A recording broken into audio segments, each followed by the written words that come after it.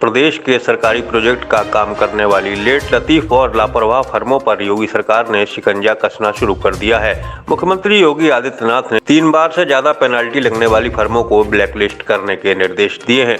विभागीय परियोजनाओं की समीक्षा करते हुए सीएम योगी ने कहा कि प्रोजेक्ट में समय पालन और गुणवत्ता का विशेष ध्यान रखा जाए। काम में देरी पर संबंधित कार्यदायी संस्था से जवाब मांगा जाए। वहीं नियम पालन में लापरवाही करने वाली फर्मों पर पेनल्टी भी लगाई जाए। मुख्यमंत्री ने कहा कि किसी भी हाल में शासकीय कार्यों में देरी नहीं होनी चाहिए। मुख्यमंत्री ने प्रदेश में निर्माणाधीन 13 मेडिकल कॉलेजों का निर्माण कार्य जनवरी तक पूरा कराने के निर्देश दिए हैं।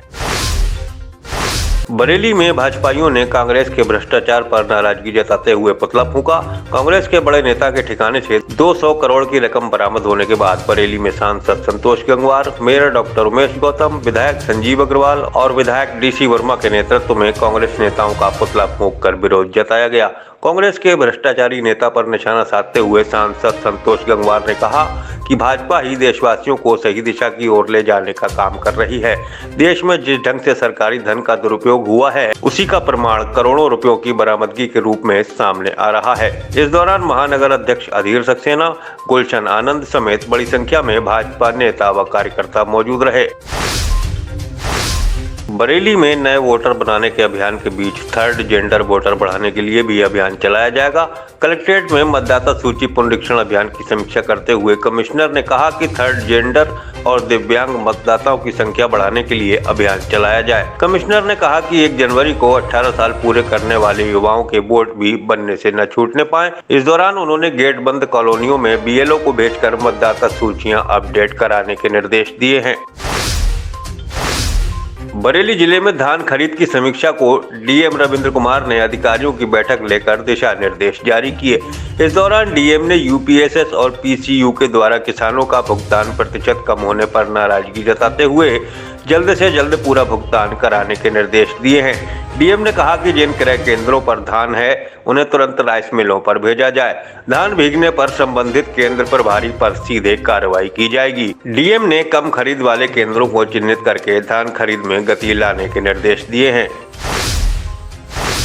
बरेली में विकसित भारत संकल्प यात्रा के जरिए भाजपा के नेता और कार्यकर्ता जनता को सरकार की योजनाओं से रूबरू करा रहे हैं। शनिवार को नैनीताल रोड शहीद गेट स्टेडियम मैदान में विकसित भारत संकल्प यात्रा का आयोजन किया गया। इस दौरान भाजपा नेता अनिल कुमार एडवोकेट ने सरकार की आयुष्मान योजना, उज्ज्वला योजना, किसान सम्मान निधि योजना के बारे में विस्तार से जानकारी दी। उन्होंने कहा कि सरकार का प्रयास है कि योजनाओं का जनता को सीधा लाभ मिल सके।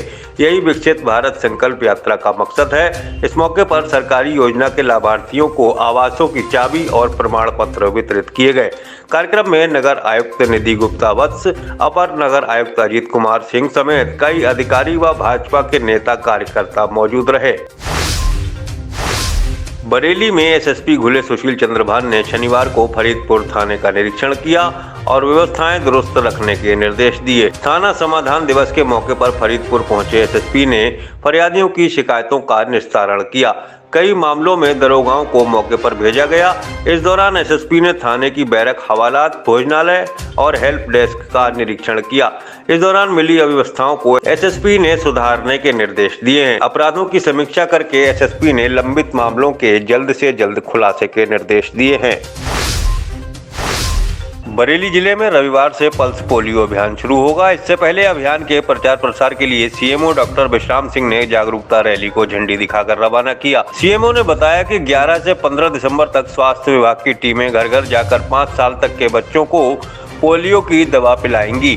अभियान से छूटे बच्चों को 18 दिसंबर को पोलियो की दवा पिलाई जाएगी। बताया कि जिले के करीब 3000 बूथों पर 7 लाख बच्चों को पोलियो की दवा पिलाए जाने का लक्ष्य है।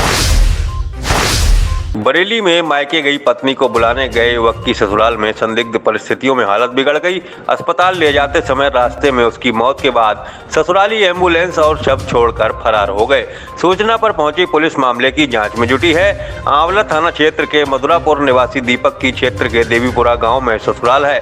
दीपक ससुराल से पत्नी को वापस बुलाने गया था। इसी दौरान उसकी हालत खराब हो गई। परिजनों की तहरीर पर पुलिस ने मामले की जाँच शुरू कर दी है। बरेली में छत से गिरकर घायल हुए अधेड़ शख्स की उपचार के दौरान अस्पताल में मौत हो गई। बारादरी थाना क्षेत्र के गोपाल नगर निवासी चंद्रपाल अपने घर की छत से अचानक गिर पड़े। परिजन उन्हें अस्पताल लेकर गए, जहां नाजुक हालत में चंद्रपाल का इलाज किया जा रहा था। उपचार के दौरान ही कुछ देर बाद चंद्रपाल की मौत हो गई। मौत की सूचना पर पहुंची पुलिस ने शव को पोस्टमार्टम के लिए भेजकर मामले की जाँच शुरू कर दी है।